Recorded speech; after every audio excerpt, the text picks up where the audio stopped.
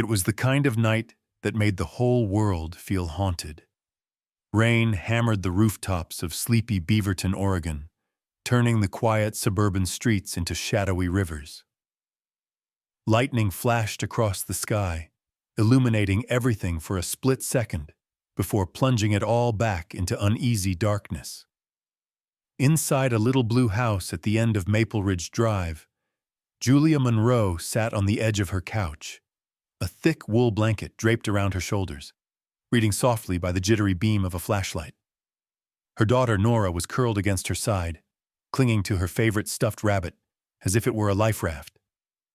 Nora's hair was wild from static, her small face drawn tight with the kind of fear only thunderstorms could bring out in a child. The room flickered with each burst of lightning, transforming Nora's toys into lurking monsters and casting long, exaggerated shadows along the walls. Julia's voice trembled over the words of an old fairy tale. Each syllable was an act of will, pushing back the anxious pulse in her chest. Every time thunder cracked overhead, Nora squeezed her hand a little tighter. "It's just the sky talking, sweet pea," Julia whispered, brushing a damp curl off her daughter's forehead. But before she could turn another page, there was a sound, so sudden and desperate it didn't fit with the storm. Not a branch slamming against the window, not the wind whistling down the chimney. It was a frantic scratching at the front door, a scraping like claws on wood, followed by a single hollow whine that sliced through the chaos outside. Julia froze. She flicked off the flashlight and sat perfectly still, listening. Nora sat up, eyes wide. "Mom, did you hear that?" She nodded, her heart racing, already sifting through possibilities. Raccoon, injured animal. She grabbed her phone, but the battery was dead. The power was out. The backup lantern was flickering, and there was only the muffled, pleading sound at the threshold to break the heavy silence. Nora clambered off the couch, pulling the blanket with her. Julia moved quickly, blocking her path. "Stay behind me, baby," she said, and forced her voice to sound brave, though her own fear was a tangled knot in her stomach. They crept to the foyer, lightning stroking the glass panels of the front door. Another whimper, low, desperate. Julia peered through the peephole and saw nothing but water sheeting down the porch. For a moment she almost walked away, but then came a heavy, shuddering thump. Julia slowly unlatched the chain, opening the door just a crack. The cold rain whipped her face. On the welcome mat, collapsed in a puddle, was a German shepherd, massive and shivering, his fur matted and streaked with mud and blood. His eyes, one brown, one oddly clouded, locked onto hers with a look so human it made Julia step back. His chest rose and fell in jagged gasps. A gash ran down his hind leg. His tail lay limp. "Oh my God," she whispered. Nora tugged at her sleeve, peering around her. She didn't flinch. Instead, she let out a trembling breath, dropped to her knees, and reached a tiny hand toward the animal. "His name is Rex. He's been looking for us." Julia blinked, startled. "Nora, what did you say?" Nora didn't answer, eyes fixed on the wounded dog. Lightning crashed again, and for a split second the porch lit up like a stage. Julia saw the dog's ribs moving, saw the raw wound, the mud crusted into his thick fur. The storm seemed to pause, holding its breath. Julia's mind raced with questions. Who left him here? Was he dangerous? Was someone following him? And yet she felt a pull, something beyond logic, rooting her to the spot. Fear battled with something deeper, something she'd nearly forgotten in the months since her husband's sudden death. A flicker of hope, a reason to let someone or something in. The dog lifted his head with effort and made a noise so plaintive, so familiar, it sent a chill down Julia's spine. Nora moved closer, her voice barely audible above the storm. "He's scared, Mommy. He says he's lost, but he remembers you." Julia's grip tightened on the doorknob, uncertainty clouding her thoughts. She looked at Nora. Her daughter's eyes were shining, almost fearless, as if she already knew something Julia didn't. Should she help this animal, risking her daughter's safety? Should she call animal control, wait for help that might not come until morning? Or should she trust this bizarre moment? Trust her daughter's strange certainty and the desperate intelligence in the dog's gaze?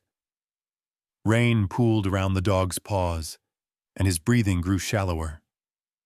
He shivered, but did not try to rise or run. Julia's memories spun, her husband's quiet strength, the way he used to welcome stray cats in from the cold, the hollow silence that followed his absence. She felt a surge of determination. Sometimes life's sharpest turns came wrapped in thunder. With a deep breath, Julia opened the door wide. The German shepherd gathered the last of his strength and limped inside, trailing rainwater and the scent of fear, hope, and something else, something like destiny. As the door closed behind them, the storm surged louder, as if furious at being shut out. The dog, Rex, as Nora had named him, collapsed in a heap just inside the entryway. Nora gently placed her rabbit beside him. Julia knelt down, her hands shaking as she examined his wound, already plotting how to clean it, how to keep him warm. For the first time in months, Nora smiled, a small, secret smile. Rex lifted his head and nudged her hand with his nose. And just like that, with the storm raging on the other side of the door, Julia Monroe found her quiet house forever changed. Underscore, underscore, underscore, underscore, underscore, underscore, underscore, underscore, underscore, underscore, underscore, underscore, underscore, underscore, underscore, underscore. Part 2 will continue directly from this moment, exploring the unease, mystery, and the beginnings of a bond deeper than anything Julia expected. Ready for the next part? The old house creaked and sighed as the storm eased into a steady rhythm, but sleep did not come easily to Julia Monroe that night. The emergency lantern glowed dimly in the hallway, casting tired, amber shadows through the narrow slats of Nora's partially open bedroom door. Downstairs, puddles of water slowly seeped into the welcome mat, tracing the muddy outlines of Rex's enormous paws. But up in Nora's room, the air was different, still electric, as if the storm had left a residue of something invisible but alive. Rex lay at the foot of Nora's bed, his breathing slow but heavy. The first aid kit sat open on the dresser, white gauze clinging to the side. Julia had done her best, clipped the fur around the wound, cleaned it with trembling hands, wrapped it snug, whispered calming words she half remembered from the nights she used to soothe her husband's aches. She'd never patched up a dog this big before, never looked into eyes so old and knowing. Every so often, Rex would shudder in his sleep, legs twitching, as if he were chasing or fleeing something deep inside a nightmare. Nora, curled beneath her faded pink blanket, seemed utterly unafraid. She'd insisted Rex needed to sleep in her room. Julia tried to say no, tried to remember all the reasons a mother should never let a strange, injured animal so close to her child. But the storm in Nora's eyes would not be moved.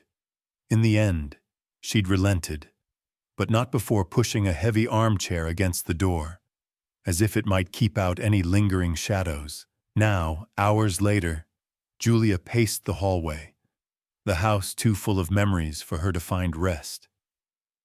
She could hear Nora's soft whispers through the door, her daughter talking to the dog the way she used to talk to imaginary friends, a habit that had faded after her father died, replaced by silent meals and restless nights. The rain softened outside. In the quiet, Julia's mind drifted backward, caught on an image she could never quite shake. Her husband, Michael, smiling in the kitchen, his hand resting on her waist as he told her about some ridiculous dream.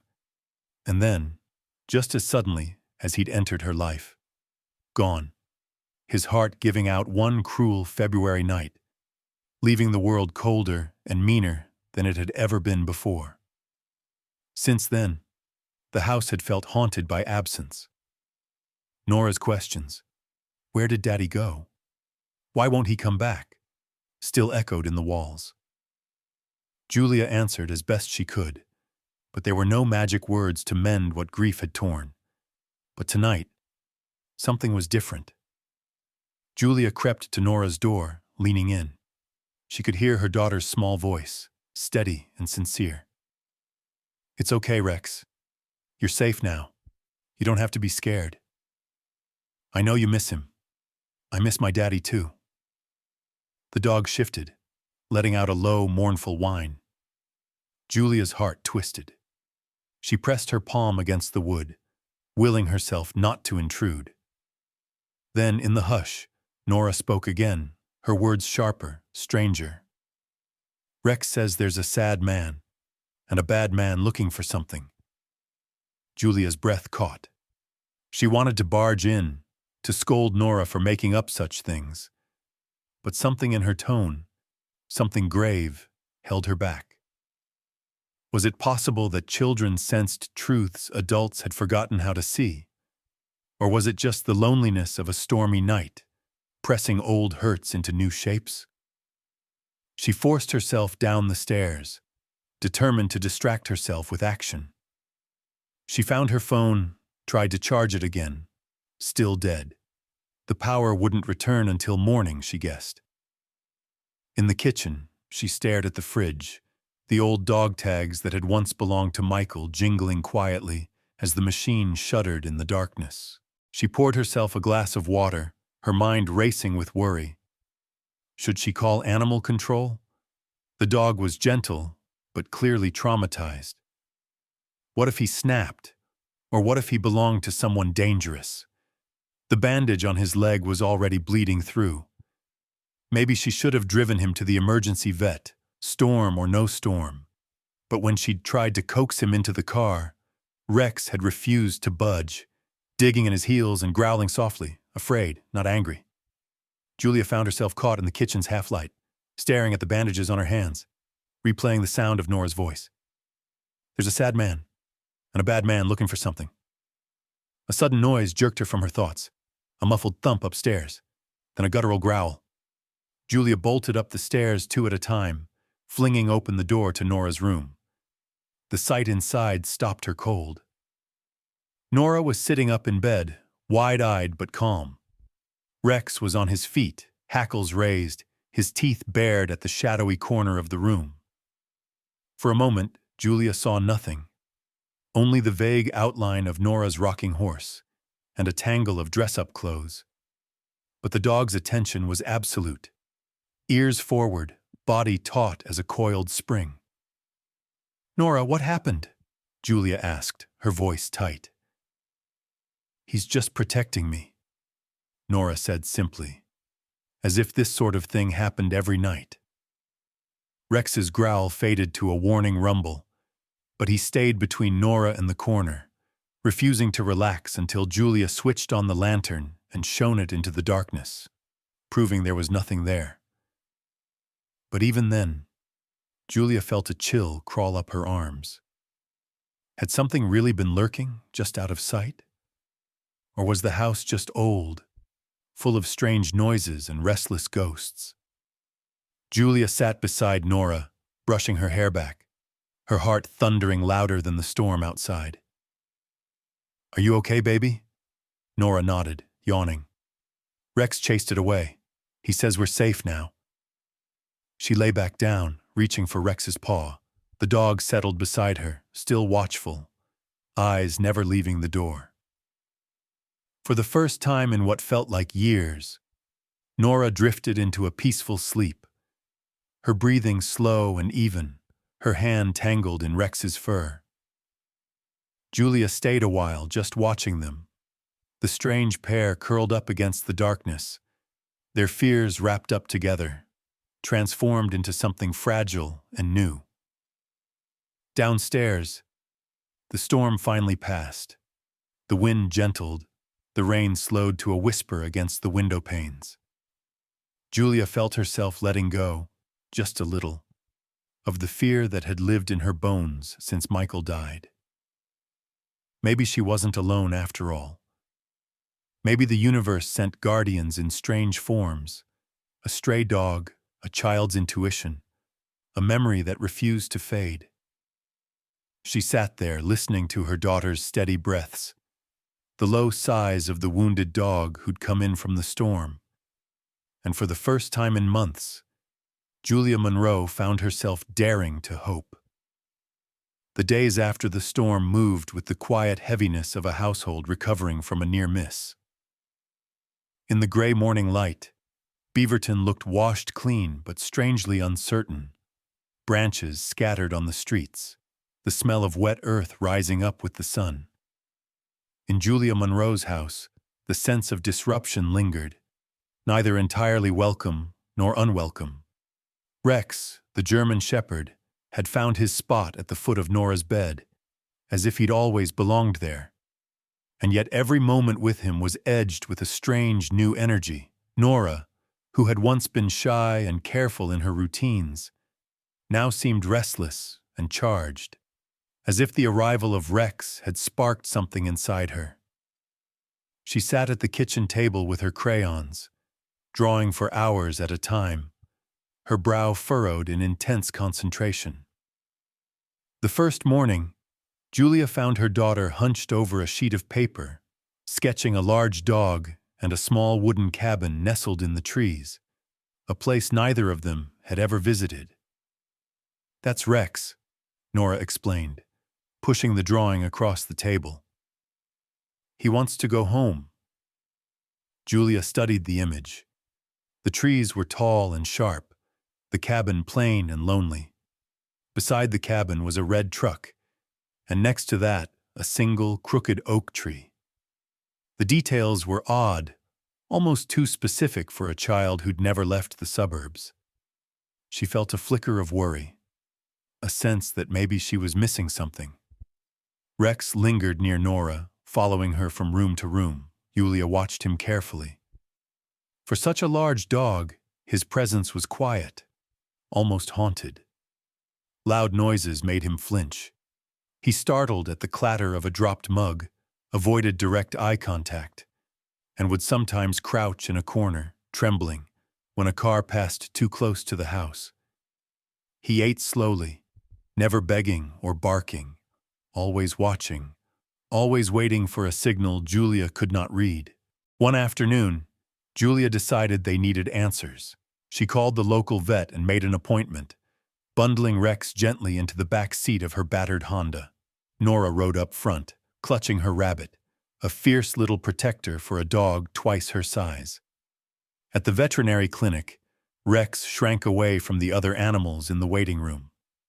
The receptionist smiled kindly, but Julia caught the edge of concern in her eyes when she saw the wound on Rex's leg. In the exam room, Dr. McKenna, a woman with gray streaks in her hair and a gentle, businesslike manner, knelt down to examine him. She checked the bandage, cleaned the injury again, and listened to his heartbeat. Then, with a practiced touch, she scanned the back of Rex's neck with a microchip reader. Julia held her breath. The scanner beeped, and Dr. McKenna's eyes flickered with surprise. "Well, you've got a mystery guest," she said. "According to the chip, his name is Rex. He belonged to a Walter Briggs, out in the countryside near Forest Grove." Nora perked up. "Is that far?" Dr. McKenna smiled. "Not so far. About 30 minutes west of here. Let's see. Looks like Mr. Briggs passed away about 5 months ago. No other contacts listed, just his old address." A wave of unease swept through Julia. She thought of the drawing, the cabin, the oak tree. Could Nora have seen a picture somewhere? Or was it just a coincidence? She thanked the vet and left with a pamphlet about canine trauma, her mind spinning with possibilities. At home, Julia made tea and read the pamphlet while Nora drew quietly at the table. The words were clear: sudden startle responses, avoidance behaviors, fear of loud noises. Many dogs who have witnessed violence or lost their owners suddenly may display symptoms of PTSD. Patience and gentle routines are essential for healing. Julia glanced at Rex, who was curled at Nora's feet, staring into the middle distance. What had he witnessed in those lonely months after Walter Briggs died? Had someone hurt him? Was he waiting for someone to come back? Nora slid another drawing across the table. This one showed Rex standing guard in front of the cabin, his eyes fierce, a shadowy figure lurking behind a tree. Julia tried not to shiver. "Who's that?" she asked gently. Nora shrugged. "Someone bad. Rex is scared of him." Julia wondered if she should call the authorities, report a possibly dangerous person lurking near a dead man's home. But something stopped her. The situation felt delicate, tangled in old grief and new mysteries. She decided to do her own research first. She searched Walter Briggs online, finding a handful of obituaries and a few mentions in local veteran forums. Walter had served in Vietnam, returned home to Oregon, and lived a quiet life in his cabin. No family nearby, though the obituary mentioned a nephew named Tom. Julia made a mental note. The next morning, Julia took Nora and Rex to the park. The air was bright and clean, the world scrubbed fresh by the storm. But as they walked beneath the trees, Rex grew tense, pulling back whenever a man in a baseball cap passed too close. He was gentle with children, never snapping, but Julia saw the way he scanned the horizon, every muscle taut. At home, Nora's drawings became even more specific. The same cabin, now with a red pickup parked outside. "Rex remembers this truck," she said quietly. "He doesn't like it." Julia was stunned by the details. She took photos of the drawings, saving them on her phone, and wondered if she should contact someone, anyone, who could make sense of this. That night, as Julia tucked Nora into bed, her daughter whispered, "Rex says he tried to keep Walter safe, but he was too late. He doesn't want to lose anyone else." Julia pressed a kiss to Nora's forehead. "No one's going to leave you, sweetheart. Not if I can help it." She sat beside the bed long after Nora fell asleep, watching Rex watch the shadows.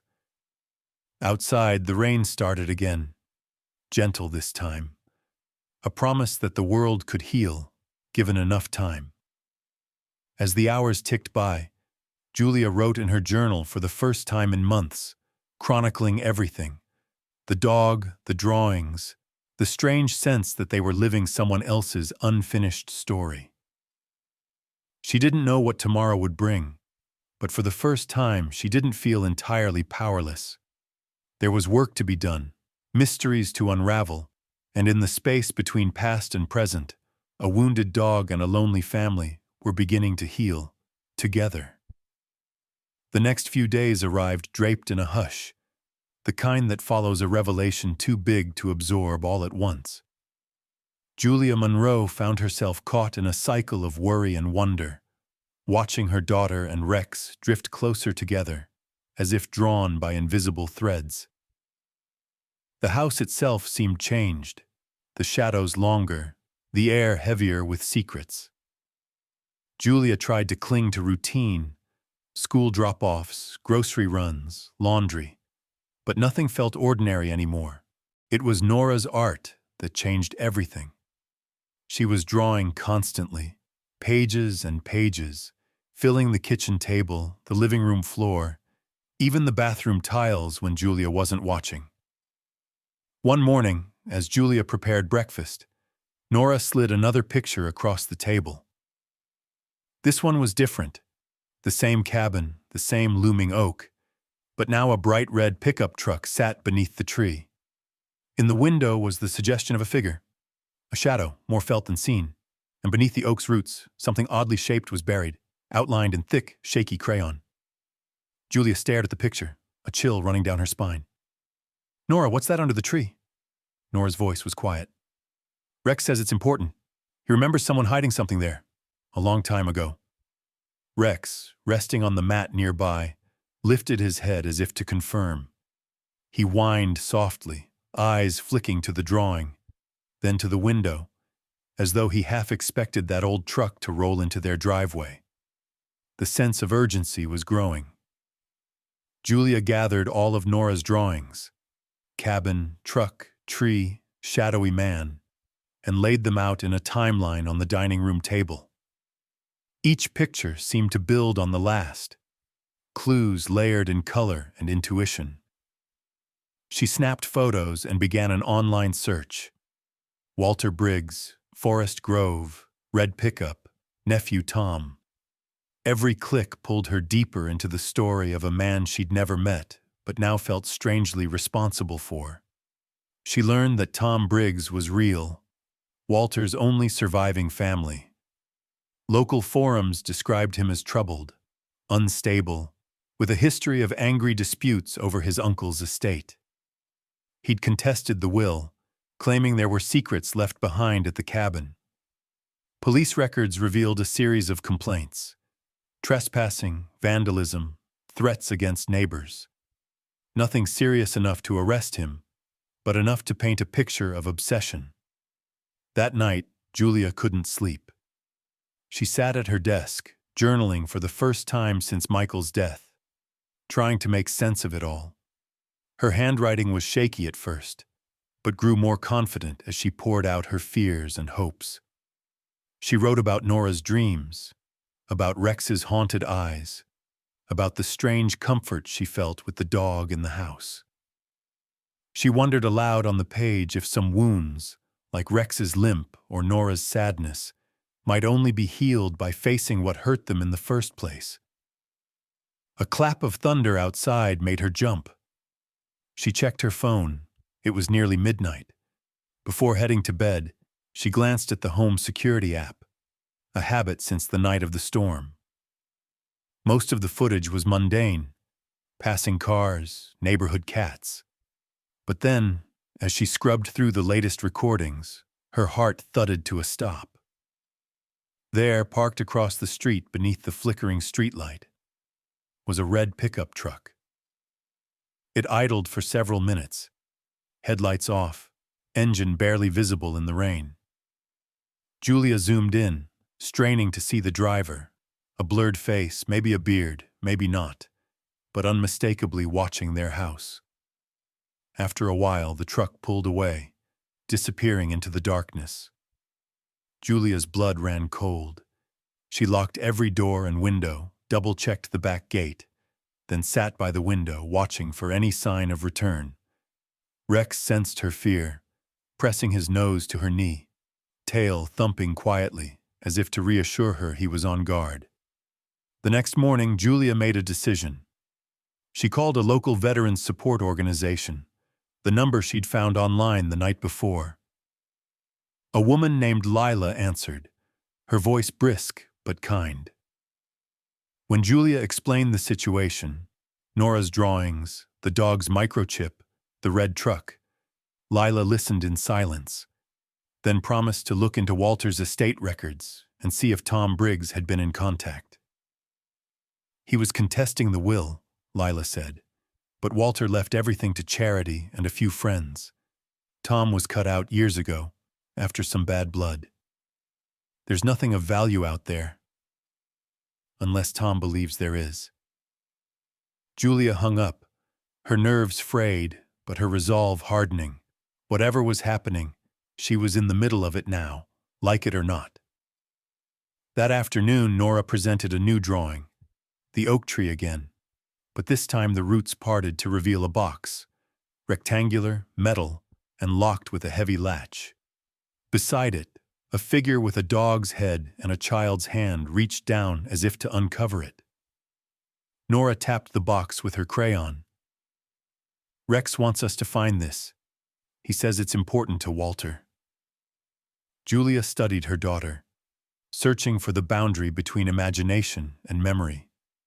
But Nora's gaze was clear and unwavering.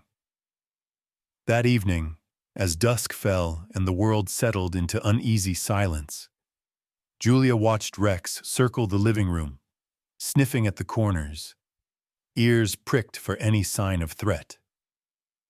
She picked up her journal and wrote, "Sometimes the things that bind us are invisible. A dog's loyalty, a child's dreams, the secrets we inherit. Maybe it's time to see where this story really ends." She barely noticed the time passing until her phone buzzed, a new notification from the security system. She opened the app and her stomach twisted. The red truck was back, idling on the opposite curb, headlights extinguished, a single figure visible behind the wheel. Julia's heart pounded as she turned off the downstairs lights and peered through the blinds. The truck lingered, then slowly rolled away, melting into the night. As she crept back upstairs, Julia realized she wasn't just frightened. She was angry. Angry that her daughter had to live in fear, that a man she'd never met still haunted her home. But as she checked on Nora, who slept peacefully with Rex curled beside her, Julia also felt something new, the strength that comes from refusing to be intimidated. From that night forward, she decided, she would not hide. She would protect Nora and Rex, and if she could, finish the story Walter Briggs had left behind.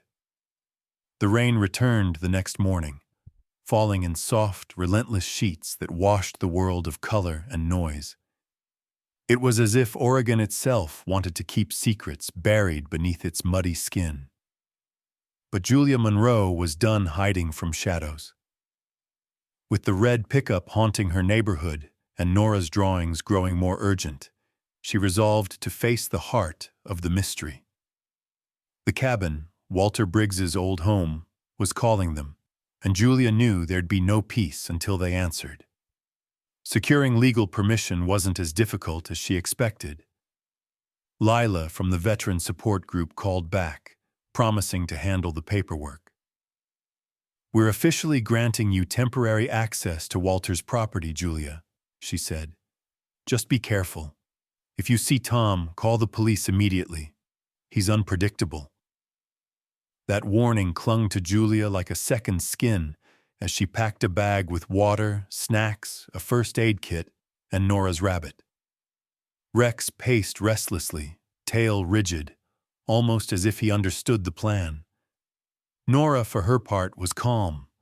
She wore her raincoat and boots, clutching her latest drawing, a map to somewhere she'd never physically seen.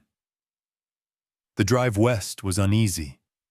Pines loomed along the narrow road, their branches dripping with rain. Nora pressed her face to the glass, quietly humming to herself.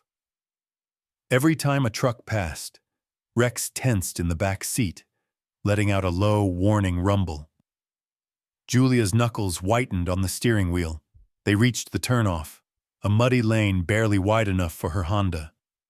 The cabin appeared as Nora had drawn it, squat, wooden, crouched beneath the shadow of a massive oak tree. The place looked abandoned, windows boarded, gutters choked with moss, the porch sagging under years of neglect. The air was thick with memories and the scent of wet bark. Rex jumped from the car, nose to the ground, every sense focused. Nora slid out beside him, holding his collar.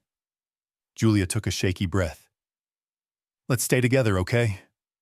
Nora nodded, eyes wide but steady. "Rex knows where to go." They circled the property. Rex led them directly to the oak tree, so huge its branches seemed to press against the sky. Nora pointed to a patch of churned earth beneath the roots. "It's here, Mommy. This is where Rex remembers." Julia knelt and brushed the mud aside, her hands trembling. She dug with a garden trowel she'd brought from home, the cold seeping through her gloves. The earth was stubborn, packed hard from years of storms, but with Nora's help, they uncovered a small depression. Rex sniffed at the spot, whining anxiously, digging with his own powerful paws. But there was nothing. No box, no trinket. Only roots and a few shards of old broken pottery. Julia sat back, breathless, staring at her muddy hands. Had they come all this way for nothing? Was it just the invention of a traumatized child and an anxious dog? Nora pressed the drawing to her chest, confused and disappointed. But Rex said. Julia hugged her, searching for reassurance. Sometimes memories get mixed up, sweetie. Or maybe someone took it already. As if on cue, a distant engine rumbled. Julia's pulse spiked. She rose, scanning the tree line. The road was empty, but after a moment a red pickup eased down the gravel, slowed, and crawled past the entrance. Julia ducked instinctively, pulling Nora and Rex behind the oak. The truck lingered for a moment, windows dark, then sped away, disappearing in a curtain of rain. Rex bristled, ears forward. He stared after the truck, every muscle coiled. Julia's breath trembled in her chest. The danger was no longer an abstraction. It was real, painted in rust and chrome. Deciding it was too risky to linger, Julia led them back to the car. As she drove toward the main road, the red pickup reappeared in the rearview mirror, following, headlights off. Julia tried not to panic. She took a sharp right at the next intersection, heart pounding as she watched the truck hesitate, then vanish. Nora was quiet, clutching Rex's fur. "Mommy, he's looking for us now." Back home, Julia locked every door and closed every curtain. She called Lila to report what had happened. "I'm sorry, Julia," Lila said, concern clear in her voice. "Tom's been seen around that property before, but no one's caught him trespassing yet. I'll make another police report and ask a local deputy to drive by tonight." But Julia's suspicions had crystallized. Tom Briggs wasn't just some bitter relative. He was hunting for something specific, something he believed his uncle left behind. The box from Nora's drawing, the family secret. Maybe proof of a crime. Maybe a legacy Walter never meant for Tom to find. That evening the house felt smaller, the storm outside more insistent. Julia tried to comfort Nora, but her daughter was restless. She drew the oak tree again, over and over, sometimes with a shovel, sometimes with a single dark figure standing watch. Rex patrolled the hallways, refusing to settle. Julia began to see connections. Walter's military background, the locked metal box, Tom's obsession, the way Rex protected the spot under the tree. She pieced together a rough theory. What if Walter had been hiding evidence? What if Tom needed that box for more than sentiment or money? Later, after Nora was asleep, Julia sat at the kitchen table, her journal open but forgotten. She watched the security feed on her phone, nerves fraying with each passing minute. Every time headlights flickered in the distance, she held her breath. Finally, near midnight, a message pinged from Lila. "Deputy did a drive-by. No sign of Tom. But please stay vigilant. Call 911 if you see anything." Julia typed back, "Thank you. We're scared, but we're okay. I think the answer is at the cabin. We just have to figure out where." Before going to bed, Julia sat beside Rex in the living room. He lay with his head on her lap, eyes bright and alert. She stroked his fur, feeling the steady thud of his heart. "We'll protect her, won't we, boy?" she whispered. "We'll finish this. For Walter. For Nora. For you." Outside, the wind picked up, rattling the windows. But inside, with Rex at her side, Julia felt, for the first time, a thread of defiance. She would not let fear have the last word. And somewhere in the storm, a name seemed to echo on the wind. Rex. Loyal. Watchful. Unyielding. Night descended with an anxious chill that pressed against the walls of Julia Monroe's house like a living thing. The wind rattled the windows, carrying the memory of distant engines and the persistent patter of rain. Every noise set Julia's nerves on edge. She moved through her home double-checking locks, drawing every curtain, and checking the security camera feed again and again. Rex shadowed her every move, his nails tapping quietly on the hardwood floors, always alert, always listening. Julia knew tonight wouldn't be like any other. The trip to the cabin had changed everything. The way the red pickup had tailed them, the sense of being hunted by something relentless and angry. It had left a mark on all of them. Nora hadn't spoken much since they'd returned home, and Julia could see the worry drawing dark crescents beneath her daughter's eyes. But Nora was determined in her own way. That evening, she sat cross-legged at the kitchen table, drawing with the single-mindedness of someone compelled by something larger than herself. Rex sat at her feet, occasionally lifting his head to watch the window or glance at the front door. When a branch scraped against the glass, he growled deep in his chest, a warning that cut through the quiet. Julia glanced at him, her heart pounding, and patted his side for comfort. "We're safe here," she whispered, but she didn't really believe it. As soon as Nora finished her picture, she slid it across the table. Julia leaned over and felt her heart twist at what she saw. A rough sketch of a wooden floor with a small square marked 108. In the middle, a box was hidden beneath the floorboards, and beside it, a jagged black figure hovered, faceless and menacing. At the edge, a dog, Rex, stood in a protective stance, teeth bared. Nora's voice was a whisper, almost lost in the wind. "Rex says it's under the floor, number 108.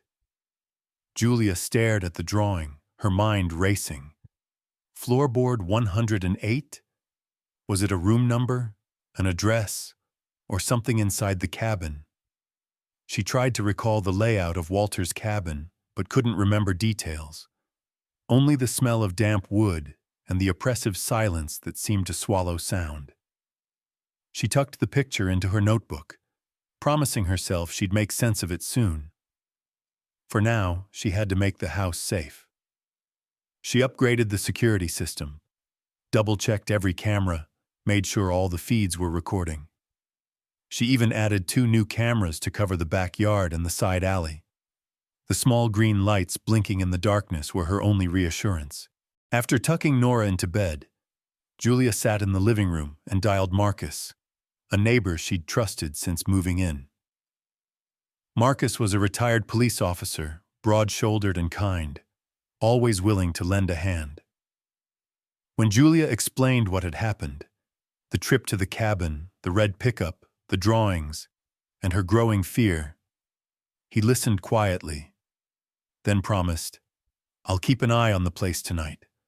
I'll park out front for a few hours, make sure nothing strange happens."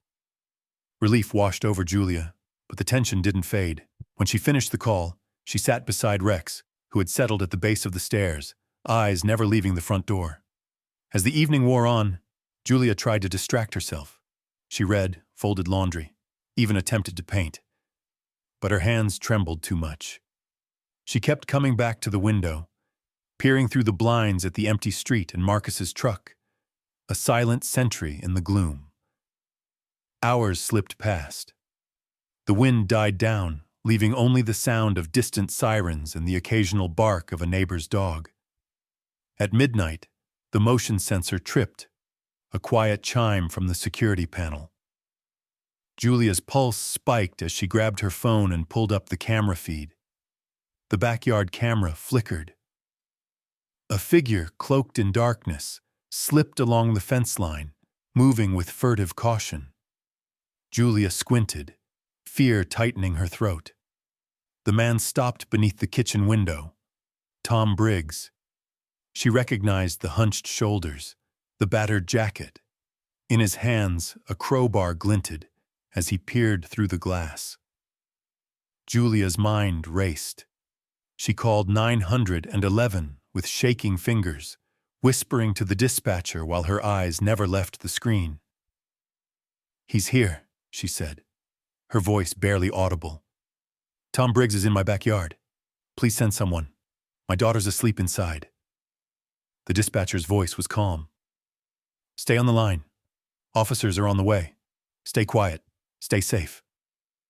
Downstairs, Rex began to growl, low and deadly. He stood, every muscle tensed, gaze fixed on the door.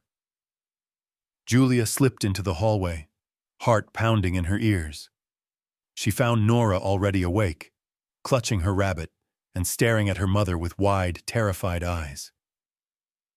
It's okay, sweetheart, Julia murmured, hugging her tight. We're safe. Rex is here. Marcus is outside. The police are coming. Rex pressed his body between Nora and the door, never breaking eye contact with the hallway. For a moment, Julia felt safer, protected not just by locks and cameras, but by this dog who had somehow become their guardian. Footsteps sounded on the porch. The front camera showed Tom trying the handle, cursing under his breath. When it didn't budge, he rattled the side gate, then circled back toward the backyard. Julia prayed Marcus would see him. Just as she feared Tom would try to force his way in, headlights swung across the yard, Marcus's truck revving up, spotlighting Tom as he darted back into the shadows. Within minutes, sirens howled, blue and red lights painted the windows. Julia sank to the floor, holding Nora as relief and exhaustion crashed over her. Police officers fanned out, searching the property. Marcus knocked on the door, voice steady and reassuring. They've got him, Julia. He didn't get inside. You're safe now. Julia thanked him, her hands still shaking. She let the officers inside, explained everything. Rex's arrival, Nora's drawings, the repeated visits, Tom's threats. They listened, nodding, promising to increase patrols and file a full report. As the house quieted again, Julia tried to process what had happened. Nora's drawing, the floorboard labeled 108, nagged at her mind. Was it the final clue? The answer Walter had hidden from his nephew? The secret that Tom was desperate enough to risk everything for? Before dawn, Julia gathered her courage and sent a message to Lila, the veteran support contact, and to Marcus. We need to go back to the cabin. I think I know where to look now. I can't keep living in fear. Rex settled beside her, one heavy paw resting on her foot. His breathing was steady, his eyes calm. For the first time, Julia saw not just a wounded animal, but a partner, loyal, brave, and unyielding. She stroked his fur, whispering her gratitude, her promise. We're almost there, boy. We're almost home. The first gray light of morning crept across the floor, and with it came the resolve to see this through. Julia wasn't just protecting her family anymore. She was finishing a story that had begun long before Rex appeared on her doorstep. A story of courage, loss, and the power of holding on when all hope seemed lost. Tomorrow they would return to the cabin. Tomorrow they would face whatever waited beneath floorboard 108. The morning was cold and bright, the kind of pale, cloudless day that seemed to strip everything of pretense. Julia awoke with a singular resolve, the terror of the night before replaced by an exhausted determination.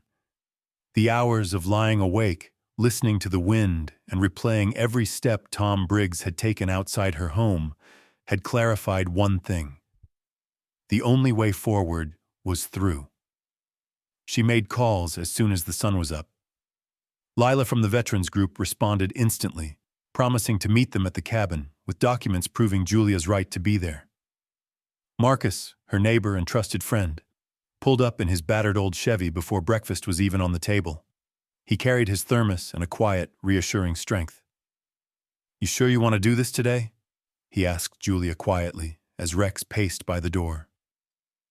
"I have to," she answered, voice trembling only a little.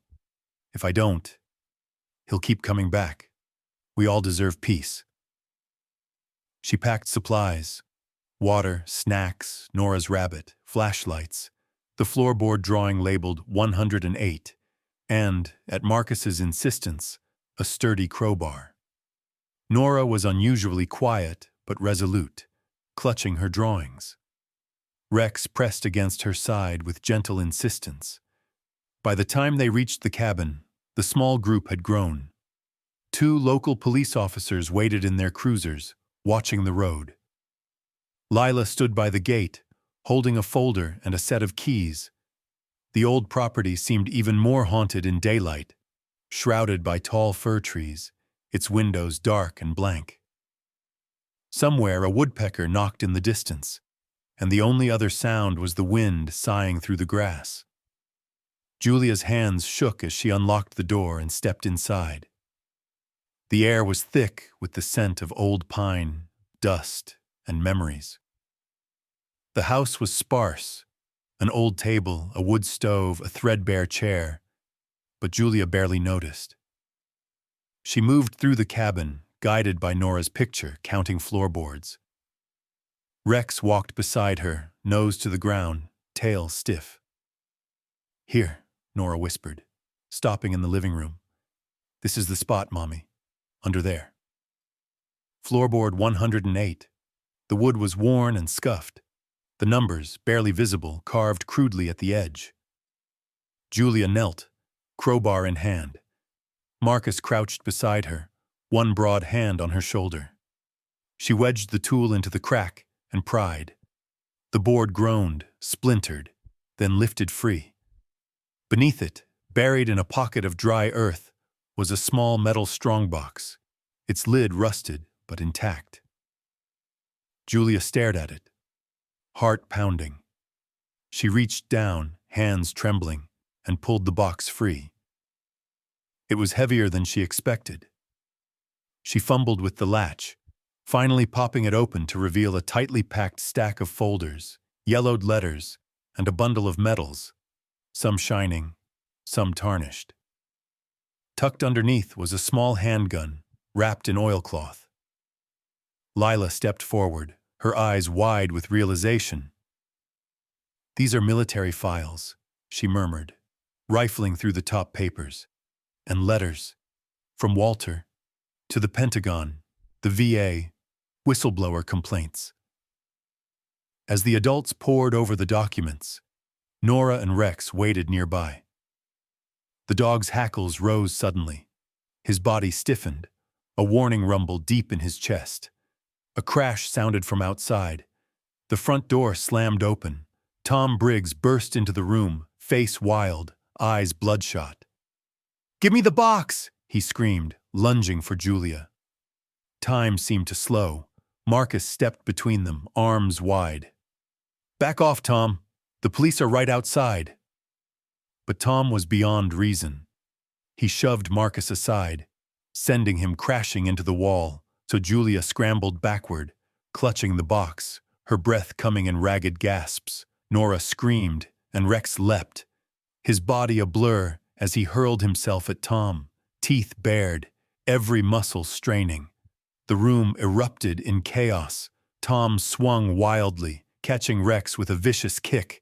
The dog yelped but clamped onto Tom's sleeve, refusing to let go. Oh, Julia, frantic, shouted for help as Tom tried to shake Rex loose. Marcus regained his footing and tackled Tom from behind. The 2 men struggled, knocking over the old chair, papers scattering. Rex held fast, growling, buying precious seconds as Julia and Nora scrambled for safety. Suddenly, the police officers burst through the door, weapons drawn. "Freeze! Police!" they shouted, storming in. Tom hesitated just long enough for Marcus to pin him to the ground, wrenching his arms behind his back. Rex released his grip, limping to Nora's side, blood darkening the fur at his flank. An officer snapped cuffs on Tom, reading him his rights. Julia finally let out a breath she'd been holding for what felt like years. The police secured the scene, gathering up the scattered documents and the strongbox. Lila gave her statement, her voice shaking with emotion as she explained the significance of the files. evidence of illegal military operations. The kind of paperwork that could have gotten Walter killed, or at the very least, destroyed. Julia realized that Walter hadn't just been a quiet veteran living out his days in obscurity. He'd been a whistleblower, and Rex, his loyal companion, had protected more than just a home. As the adrenaline faded, Julia knelt beside Rex, her hands gentle as she examined his wound. He was breathing hard, but his eyes shone with relief and something almost like pride. Nora wrapped her arms around his neck, whispering to him as she had since the first night. "You did it, Rex. You kept us safe. You kept your promise." The officers led Tom away, his protests lost in the hush that settled over the cabin. Marcus helped Julia up, steadying her as she clutched the box. The past and present seemed to blur together. The secret beneath the floorboards, the sacrifice of a loyal dog, the courage of a family refusing to be broken by fear. As the sun dipped below the trees, Julia stood in the doorway, the strongbox heavy in her arms, Nora pressed against her side, and Rex limping but unbowed at their feet. For the first time since that stormy night, Julia felt the weight of old sorrow begin to lift. The truth had come to light. The danger had passed. And in the aftermath of chaos, a sense of peace settled, quiet and fragile, waiting for morning. The world always seems too quiet after violence.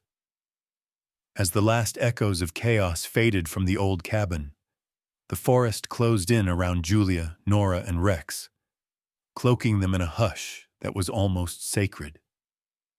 The police officers finished their statements and drove Tom Briggs away, their radios crackling through the trees. Lila helped gather the scattered papers, her hands shaking as she placed each fragile letter back in the strongbox. Marcus stood outside, speaking softly into his phone, updating the authorities and assuring neighbors that the danger had passed. Inside, Julia sat on the dusty floorboards with Nora beside her and Rex stretched across both their laps, panting and wounded. Sunlight slipped through a broken window, warm and golden, illuminating the motes of dust in the air. For the first time in months, Julia felt the hard walls around her heart begin to soften. The truth had finally surfaced. The danger was gone. But she could not ignore the cost. Rex's breathing was ragged, and Julia's hands trembled as she checked the gash on his flank. Blood had soaked through the fur and onto the hem of Nora's dress. She fought to keep her voice steady as she pressed a clean rag against the wound, whispering soothing words she barely heard herself. "It's okay, Rex. We're here. You're safe now." Nora's small hand stroked Rex's ear, gentle and loving. "Don't go yet, Rex, please. Not yet." Rex's eyes, wise and weary, found Julia's. For a moment, it felt as if he was looking right through her, searching for something she couldn't quite name. She felt his body shudder beneath her hand, the tremble of pain giving way to a deeper, almost peaceful stillness. She remembered what Nora had said so many times these last weeks, about the sad man and the bad man, and the way Rex carried more than just his own grief. The group gathered their things. Lila locked the strongbox and promised to hand it over to the authorities and Walter's lawyer. Marcus offered to carry Rex to the car, but Julia shook her head. "He'll want to walk, just one more time." They left the cabin together, Julia supporting Rex's front half, Marcus steadying his back, Nora walking close, whispering encouragement with every step. The walk back to the car was slow and quiet. The forest was washed in golden light, the air fragrant with pine and wet earth. Somewhere above, a hawk circled, its shadow fleeting on the ground. Even the wind seemed to soften for them, rustling through the grass in a gentle lullaby. When they reached the car, Rex stopped and looked back at the cabin, then up at the great oak tree standing sentinel in the yard. Nora tugged Julia's sleeve. "He wants to say goodbye, Mommy. To Walter. To his old home." Tears pricked Julia's eyes as she nodded. They walked across the yard and laid Rex beneath the oak tree, the grass cool and dewy against his side. Nora laid her stuffed rabbit beside him, the one she'd clung to during every stormy night, the one that had soaked up so many of her tears. Julia knelt, cradling Rex's head in her lap. The weight of him, the warmth, the slow, steady thud of his heart, all of it felt unbearably precious. "Thank you, Rex," she whispered, her voice breaking. "Thank you for protecting us. Thank you for loving us. Thank you for bringing us home." Nora curled up beside them, her little hands tangled in Rex's fur. "It's okay, Rex," she murmured, her words slow and soft as sleep. "The sad man is waiting for you now. He's not lonely anymore." Rex's breaths grew shallower, each one a little farther apart. His eyes drifted shut, but every so often, he'd open them and look at Nora, then at Julia, as if memorizing their faces, committing their love to memory. The sun slipped lower, painting the world in amber and rose. There, under the old oak tree, as the light faded and the day surrendered to evening, Rex let go. It was peaceful. No sudden jerks, no panicked gasps, only a gentle stillness that settled over his body like a blessing. Julia held him, rocking back and forth, her tears falling onto his fur. Nora pressed her face into Rex's side, her sobs small but fierce. No one hurried them. Marcus and Lila stood nearby, silent and respectful. A hush settled, deeper than any silence the family had ever known. The world felt paused, as if nature itself was paying tribute to Rex's final duty. Eventually, Julia found the strength to let go. She wiped Nora's face and her own, then stood and helped Marcus gently lift Rex's body. They wrapped him in Nora's favorite blanket, the one covered in cartoon dogs, and carried him to the back of Julia's car. On the drive home, nobody spoke. The sky was streaked with purple and gold, and the only sound was the faint click of the tires over gravel. Julia felt emptied, but not broken. The grief was sharp, but beneath it, a new peace was growing, a sense that something had been completed, that some long, unfinished story had finally reached its close. Back at home, Julia and Nora buried Rex under the oak tree in their backyard, the same place where the sunlight always lingered the longest. Nora placed her rabbit in the grave with him, whispering her final goodbye. Julia planted a ring of wildflowers around the spot, her hands trembling but certain. Marcus helped her smooth the earth and set a simple stone marker. No words, just a paw print pressed into wet cement. That night, as they sat together in the quiet house, Julia felt the change everywhere. The space that Rex had filled with his presence. Now a space for memories, for healing, for hope. Nora slept soundly for the first time in months, her dreams gentle and untroubled. Julia stayed awake, writing in her journal, pouring her sorrow onto the page but finding, in the act, a new kind of strength. She wrote about loyalty, not just the kind that protects from danger, but the kind that stays quietly through the worst storms. She wrote about healing, not in dramatic, thunderous moments, but in the slow, steady return of trust and hope. And she wrote about Rex, who had carried Walter's sorrow across miles and months and transformed it into hope for a new family. In the darkness, Julia whispered a final thank you to the dog who had come to them, battered and lost, and who left as a guardian and a friend. As dawn crept across the horizon, she felt the first fragile stirrings of peace, knowing that love, true, stubborn, loyal love, never really disappears. It just waits quietly for the next soul in need. In the days that followed Rex's passing, Julia Monroe's house felt transformed. At first, it was the emptiness that struck hardest, a silence that pressed in from every corner, heavier than before. Without the steady padding of paws on hardwood, the late-night creak of a heavy body settling beside Nora's bed, or the constant, comforting presence of a watchful guardian at her side, Julia found herself startled by the simplest sounds. The tick of the hallway clock, the distant bark of another neighborhood dog, the wind sighing through the trees. Grief filled the rooms like fog, but it was not the suffocating, hopeless kind Julia had feared. Instead, it was an ache that made space for reflection, for gentle memories, for the slow return of life after the storm. Nora was quiet at first, her sadness too deep for words, but Julia watched as, little by little, her daughter began to change. On the first morning without Rex, Nora lingered at the kitchen window, watching the patch of wildflowers blooming over his grave beneath the old oak tree. The sunlight was gentle, filtering through the branches in shifting golden rays. Nora pressed her palm to the glass and whispered something Julia couldn't hear, a secret just for her and Rex and the wind. The days were both slow and busy. There were practical things to do. Thank you notes to Lila and Marcus, calls from the police to finalize reports, paperwork with Walter's lawyer as the strongbox, and files passed to the right hands.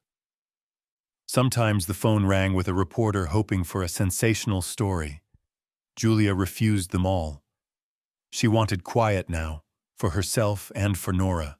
The biggest change, though, was within the house itself. Where fear had ruled, there was now a quiet resolve. The locks and security cameras were still there, but Julia no longer checked them obsessively. She left the blinds open during the day, letting in light and the sounds of life. Children laughing, birdsong, the gentle hum of a world moving forward. Nora began to draw again, but her pictures changed. Instead of haunted cabins and shadowy figures, she filled pages with wildflowers, sunbeams, and dogs running in open fields. She spoke more freely at school, answering questions with new confidence, and began inviting friends over to play. Her teachers noticed too, her laughter brighter, her eyes no longer heavy with shadows. One afternoon, Julia returned to the cabin with Nora and Marcus. They brought seeds for wildflowers, scattering them beneath the ancient oak where the strongbox had been hidden and where Rex had said his final goodbye. The air was crisp, the light filtered through green leaves. They knelt together in the earth, hands muddy, hearts full. As they worked, Nora spoke quietly to the ground. "Thank you, Rex. Thank you, Walter. Thank you for watching over us." Julia squeezed her hand, feeling the weight of those words. After planting, they stood in a circle and held a moment of silence. Marcus removed his hat, bowing his head. Julia closed her eyes, letting the peace of the place seep into her bones. The silence was no longer empty. It was full of gratitude, of the memory of courage and loyalty and love. Back in town, Walter Briggs was posthumously honored by the local veterans group. There was no big ceremony, just a small gathering, a few quiet speeches, and a letter of recognition sent to his lawyer. Rex's role in everything was mentioned only in passing, but for those who knew, it was enough.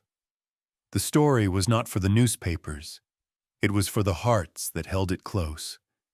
Julia kept one of Walter's medals in a shadow box on the mantel, next to a photo of Rex that Nora had drawn.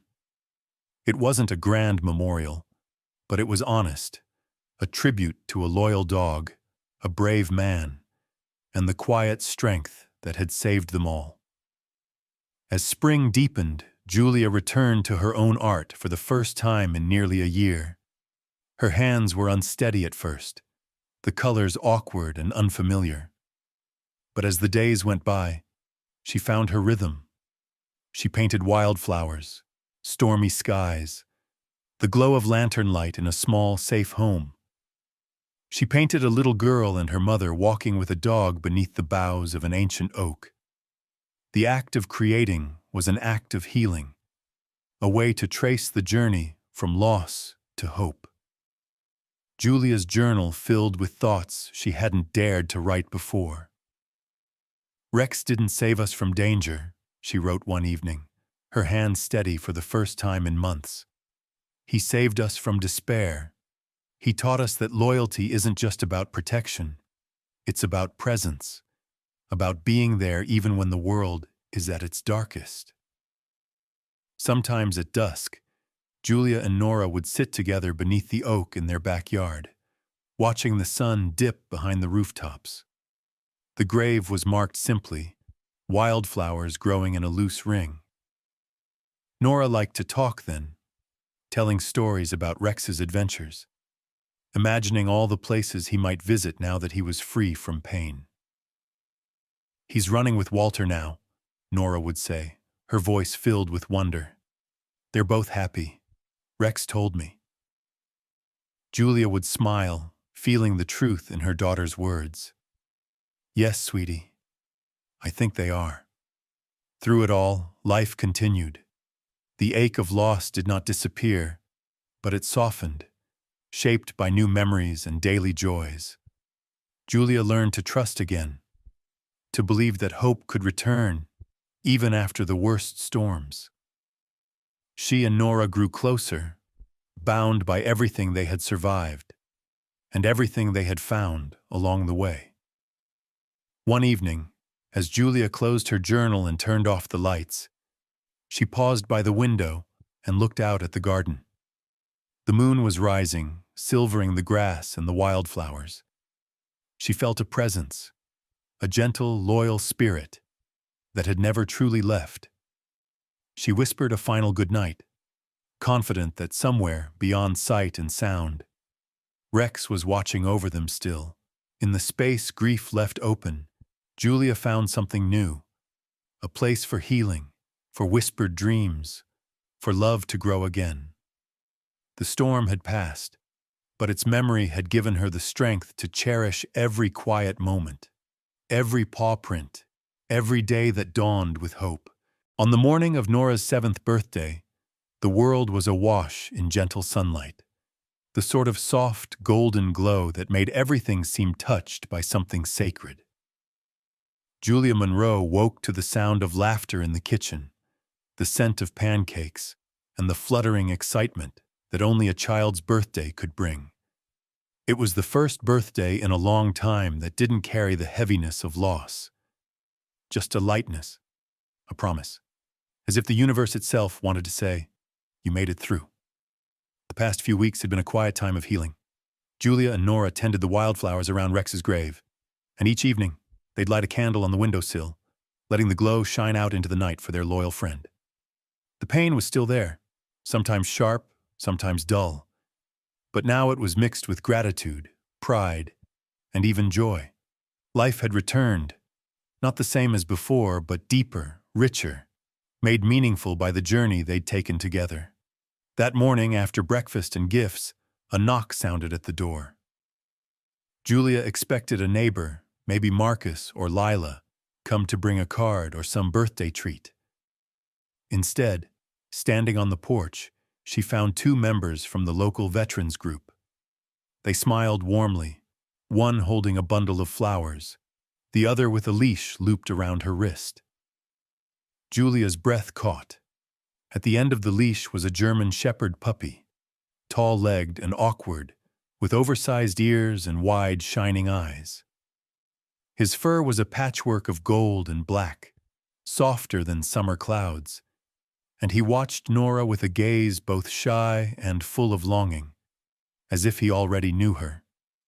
"We heard it was a special day," the older veteran said, his voice kind. "And we wanted to thank you, Julia, for what you and your family did, for Walter, for Rex, and for all of us. This little guy was part of our service dog program, but he needs a family. We thought maybe he'd find one here." Nora gasped, dropping her birthday card in her excitement. She knelt on the porch, eyes brimming with wonder. The puppy stepped toward her, unsure at first, then drawn forward, as if by some silent invitation. He sniffed her hand, then nudged it, and finally settled against her leg with a heavy, contented sigh. Julia knelt beside them, her heart full to bursting. She looked at the veterans, tears glistening in her eyes. "What's his name?" The younger woman grinned. "He doesn't have one yet.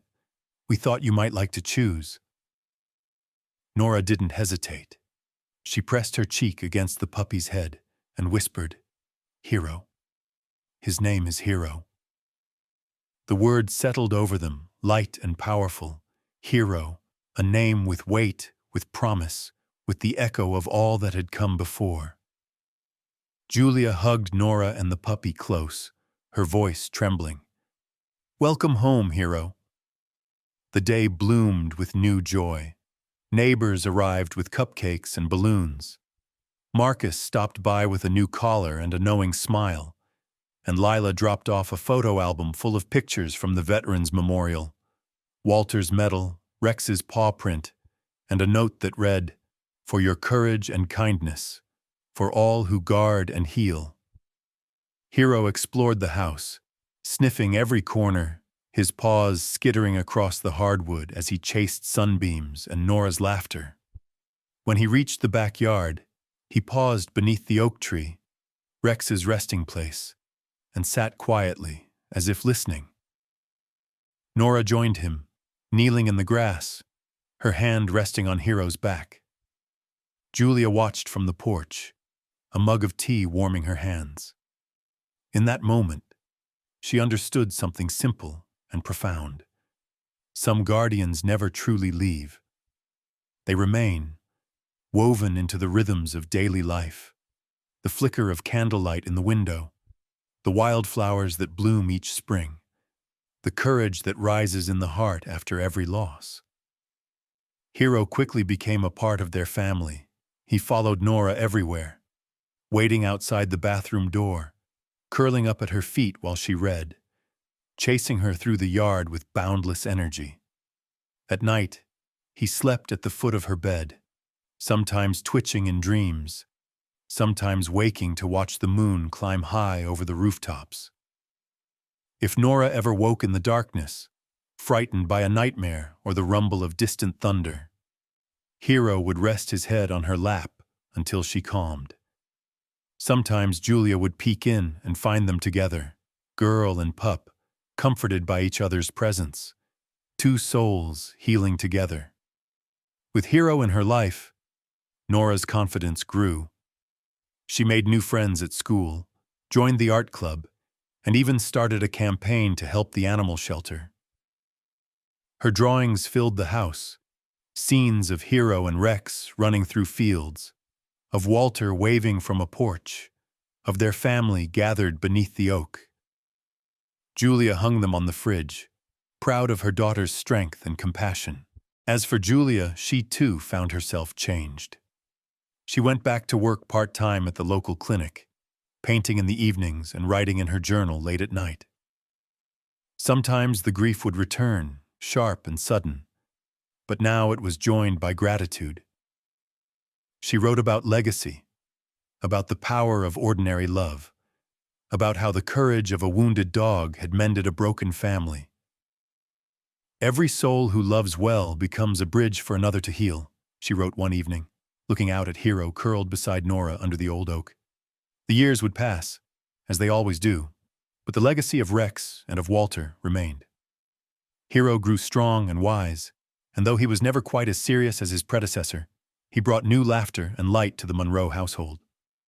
Birthdays came and went, seasons shifted, wildflowers bloomed and faded and bloomed again. On summer evenings, when the air was thick with honeysuckle and memory, Julia would sit on the porch, listening to Nora's laughter in the yard. She knew that someday Nora would leave for adventures of her own. But she also knew that the lessons of love, loyalty, and hope would stay with her forever. gifts from a dog who never left his post, and from a puppy named Hero who carried on his legacy. And every so often, when the wind rustled the leaves of the old oak, Julia thought she could hear Rex's gentle bark, soft, steady, a promise that guardians never vanish. They just wait until they're needed again. Some protectors don't vanish. They just wait until they're needed again. The story didn't end with loss. It expanded through legacy. Every soul who loves well becomes a bridge for another to heal. If this story moved you, share it. Somewhere, someone is still waiting for a guardian they don't know they need.